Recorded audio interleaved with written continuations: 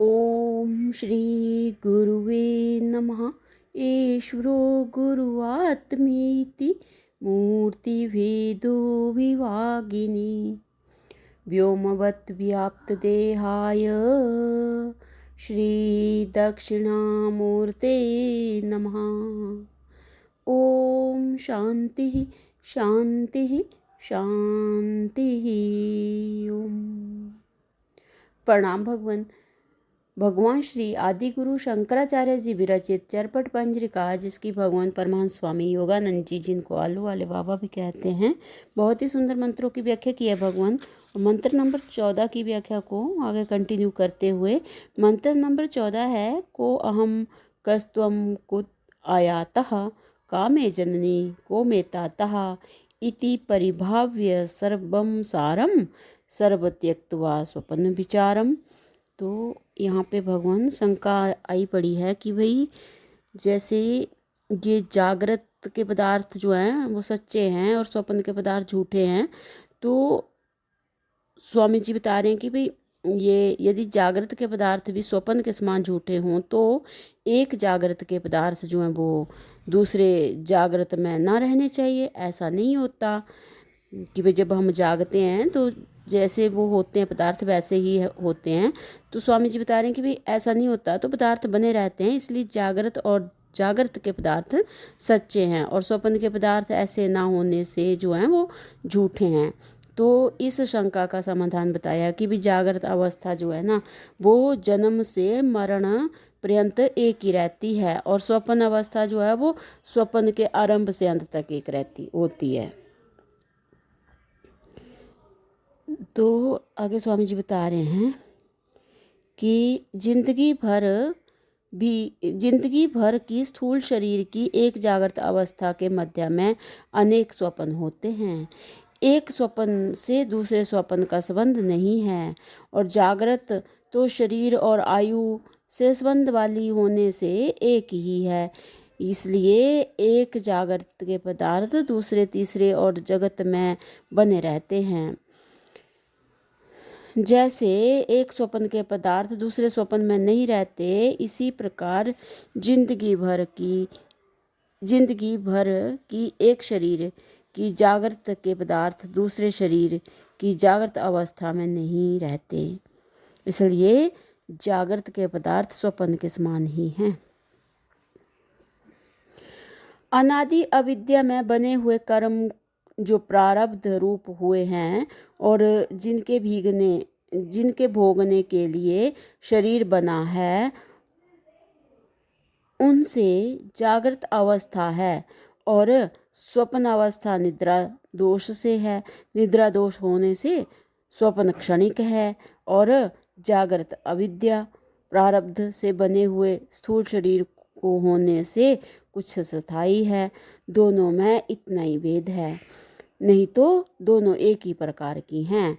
स्वप्नावस्था में जगत का बोध नहीं होता, परंतु जिस शरीर को जागृत अवस्था होती है उस शरीर के रहते हुए वह अवस्था जाती नहीं, स्वप्न के समय में दब जाती है। और स्वप्नावस्था तो सूक्ष्म में होने से और निद्रा का दोष होने से जागृत अवस्था से दबती नहीं है।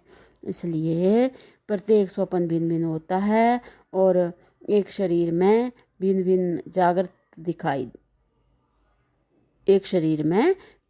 जागृत दिखती है तो भी एक ही है। निद्रा दोष के नाश होने से जागृत अवस्था स्वप्न का नाश करती है, परंतु स्वप्न अवस्था तो निद्रा दोष से अनादि अविद्या के प्रारब्ध रूप कर्म भोग की जागृत अवस्था नाश नहीं कर सकती, केवल भान रहित करती है। इसलिए किंचित भेद होते हुए भी जागृत और स्वप्न दोनों समान हैं। जैसे विष का एक बड़ा डेला और रजकण दोनों ही विष रूप हैं, एक बड़ा है और एक छोटा है, एक मृत्यु को बुलाने वाला है दूसरा नहीं।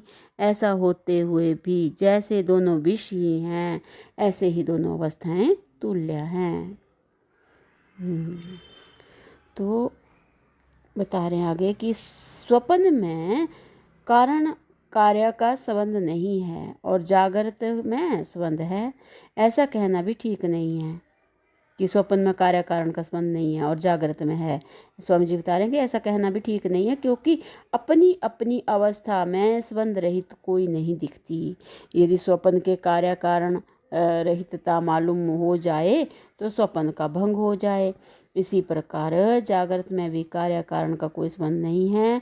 जब तक ऐसा मालूम होता है कि संबंध है, तब तक जागृत अवस्था है। वस्तुतः जागृत में भी कार्य कारण का संबंध नहीं है, मात्र प्रतीति है। ऐसा मालूम हो जाए तो अज्ञान निवृत्त हो जाए, ज्ञान अवस्था आ जाए। इस प्रकार जागृत और स्वप्न दोनों में कार्य कारण का असंबंध भी तुल्य है, समान ही है, यानी कि असंबंध। तो जो स्वप्न के समान जागृत अवस्था को यथार्थ समझने लगता है, स्वप्न के समान जागृत अवस्था को यथार्थ समझने लगता है, उसका अज्ञान तुरंत ही निवृत्त हो जाता है। जागृत को स्वप्न के समान मिथ्या और तुच्छ समझने के लिए स्वप्न से अच्छा अन्य कोई दृष्टांत नहीं है। जागृत को सच्चा मानते वालों को भी जागृत को सच्चा मानने वालों को भी जगत का परिवर्तन क्षणिकपना, जो जागृत को सच्चा मानते हैं उनको भी जगत का जो है परिवर्तन क्षणिकपना और विकारीपना मानना ही पड़ता है। ऐसे तुच्छ जगत में दृढ़ आसन बिछाकर अज्ञान की घोर निद्रा में सोते रहने वाले सिवाय अकल्याण का हेतु अन्य कौन होगा। इसलिए आचार्य ने कौन हूँ, मैं कौन हूँ, तू कौन है आदि का विचार कराया है। सब स्थानों में भरे हुए परम तत्व का कहीं आना जाना नहीं हो सकता, नहीं हो सकता। मैं का सच्चा स्वरूप भी वह ही परम तत्व निकलता है। मैं का सच्चा स्वरूप भी वही परम तत्व निकलता है। तब अज्ञान सिवाय अन्य में आने जाने की प्रतीति किस प्रकार हो। अज्ञान में मैं तू है, अज्ञान से आना जाना है।